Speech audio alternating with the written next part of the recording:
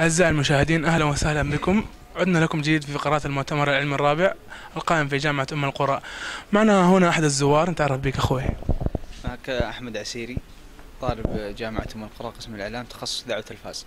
جميل جدا أخوي أحمد. أخوي أحمد، انطباعك عن المؤتمر؟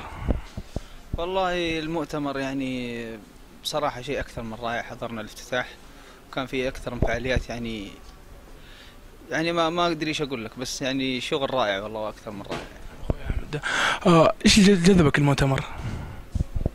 والله أكيد هو المؤتمر يعني يعقد في كل جامعة مرة واحدة تقريبا على مدار 15 سنة زي ما وصلتني المعلومة، وهو يعني فرصة لنا إنه جاء عندنا في الجامعة هنا. فهذه يعني أكثر شيء إنه قد يجذب، يعني يجيك في من فترة لفترة طويلة. هذا اللي هو أكثر شيء جذبنا. فعاليات المختلفة، في شخصيات مهمة يعني زارت المؤتمر.